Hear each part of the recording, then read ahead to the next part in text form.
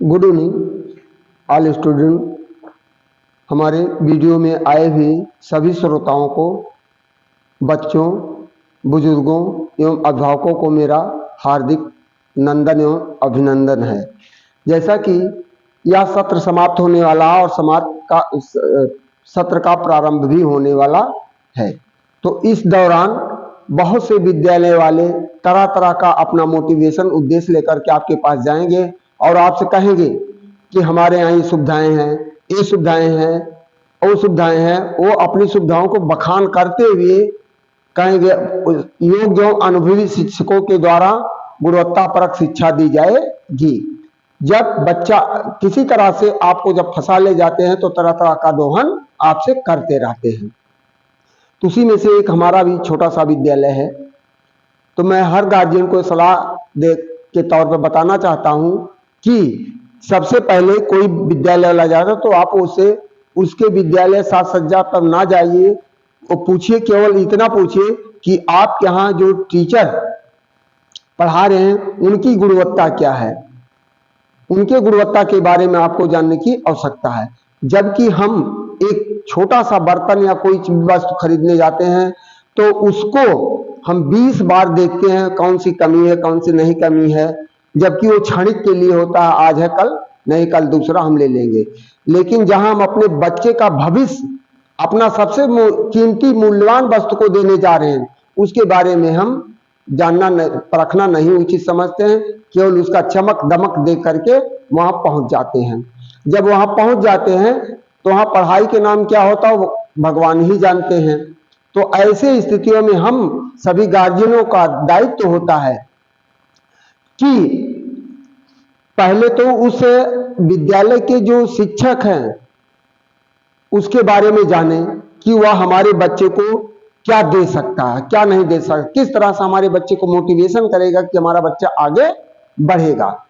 तो हमारा पहला दायित्व है कि उनके बारे में और उनके हर दृष्टिकोण को जाने। ये नहीं कि उनकी बिल्डिंग को देखें, उनके कमरे को देखें, फर्नीचर को देखें।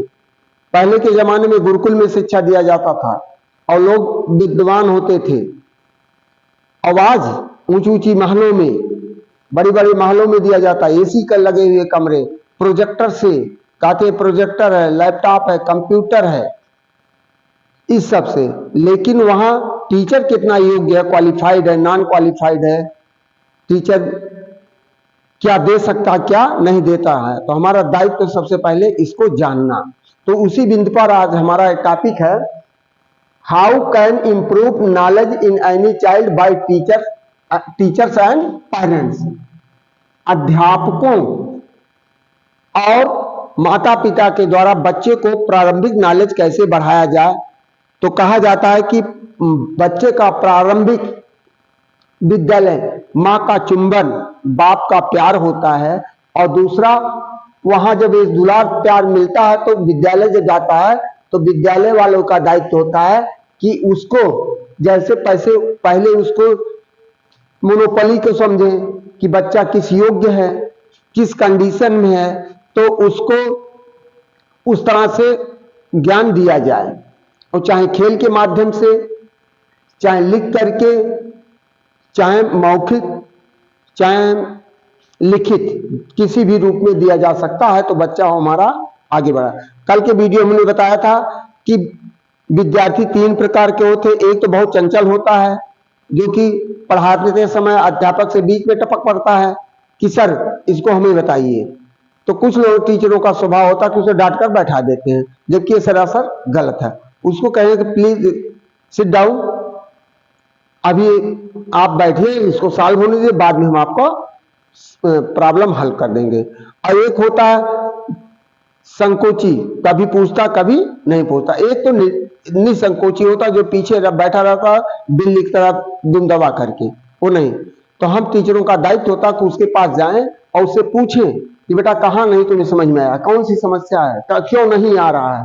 तो अपनी परेशानी हो सकता है कि बोले या ना बोले, लेकिन उसके अंदर के भय के हेजिटेशन को आप निकालिए। जो उसका डर है, डरा हुआ है टॉपिक से, तो उसको आप निडर करके निकालिए और उसको निडरवान बनाइए, तब जाकर के वो आगे बढ़ेगा। जैसे कि एक लड़का मेरे पास आया था, उसने बताया हमको अंग्रेजी से बहुत डर लगती है। तो हम अध्यापक बंधु क्या करते हैं, जो स्टेप बाय स्टेप नहीं पढ़ाते हैं तो उसको डर लगेगा ही। तो हमने उसको बताया कि जैसे किसी छत पर हमको चढ़ना है और उसके 5 स्टेप बनाए गए हैं, 3 स्टेप 4 स्टेप छोड़ करके 5वें पर हम छलांग लगाएंगे तो क्या स्थिति होगी रूप पर जाने के लिए। तो उसने कहा कष्ट होगा। हमने कहा यही सही है।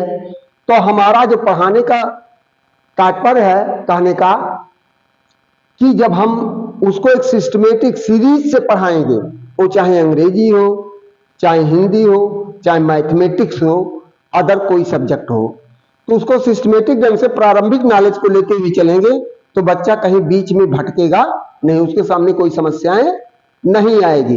तो हमारा मूल दायित्व होता है कि उसको प्रारंभिक दौर से ही हम शिक्षा दें। तो जैसे चूंकि अंग्रेजी, अब हम यहाँ इंग्लिश की बात ले रहे हैं, इंग्लिश, तो पहले हम इंग्लिश को बताएं इंग्लिश है क्या चीज।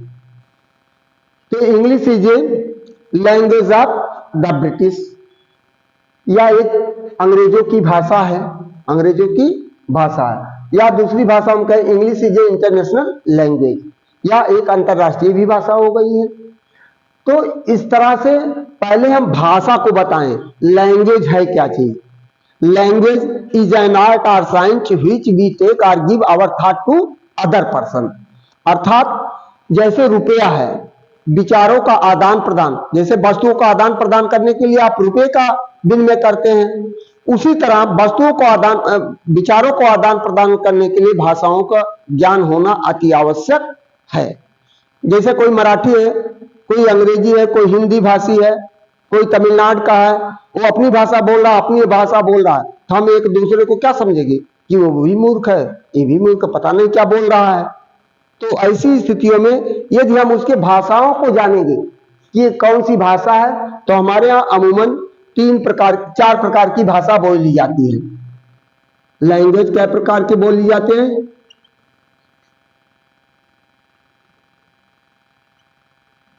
बोली जाती है। नंबर 1 है मदर, मदर लैंग्वेज। नंबर 2 है फॉरेन।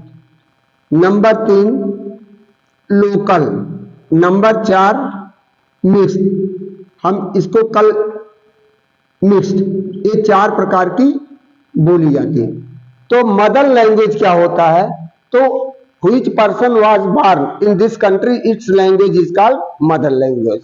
अर्थात जो व्यक्ति जिस देश में जन्म लेता, जिस राष्ट्र में जन्म लेता, वहां की भाषा उसकी मातृभाषा होती है।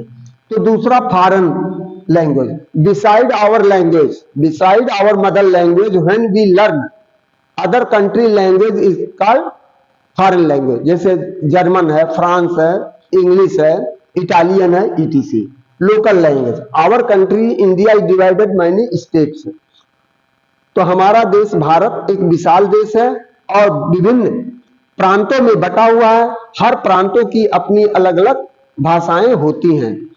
कहा गया है कोस कोस के पानी बदले परक परक पे बाणी। तो बाणी, जैसे अभी हम अंबेडकर नगर जिले के वासी हैं। अंबेडकर नगर में आप पूर्वी क्षेत्र में जाए, आयल रहली गैल रहली, और कहीं और जाएंगे, यहाँ कहीं अवधी, कहीं मगधी, कहीं शुद्ध हिंदी, कहीं छपरहिया, कहीं भोजपुरी भाषाएं बोली जाती हैं। और कहीं मराठी, कहीं तेलुगु, कहीं असमी, कहीं उड़िया, कहीं कन्नड़, इस तरह। और मिक्स्ड, जिसका आजकल एक अक्षर, साक्षर और निरक्षर दोनों व्यक्ति इसका प्रयोग करते हैं। किया लड़का फर्स्ट आया, रेलगाड़ी चली गई, ट्रेन आ रही है, ट्रेन आ रही है, और चलो इसको एडमिट करा दो, या बहुत सीरियस है। अब सीरियस तो बोल दिए, लेकिन सीरियस निरक्षर भी बोलता है सीरियस। सीरियस उसे पूछिए क्या what is means of serious, तो नहीं बता पाएगा कि गंभीर। तो इसका, तो यदि हम सिस्टम से चलेंगे तो लैंग्वेज हो गया। अब लैंग्वेजों को सीखने के लिए किसकी जरूरत होती है? अल्फाबेट की, अल्फाबेट की। यानी जितनी भी भाषाएं होती हैं उनके सबके अल्फाबेट होते हैं, उनके सबके अल्फाबेट होते हैं। तो अल्फाबेट, तो यहां अल्फाबेट के बारे में बताइए।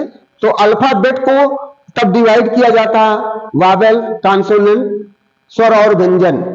तो इस तरह यदि सिस्टम से चलता है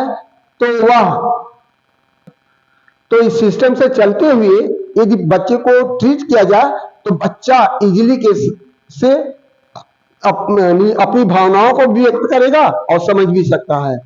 तो इसके लिए हम आप लोगों के आभारी हैं। थैंक यू, धन्यवाद। एक बार हमको मौका अवसर दीजिए। मेरे विद्यालय का नाम इंग्लिश ग्रामर एकेडमी रगड़गंज और एक प्रचलित विद्यालय एमएचआरबी पब्लिक स्कूल से मेरा जूनियर हाई स्कूल तक मान्यता प्राप्त है। थैंक यू, धन्यवाद।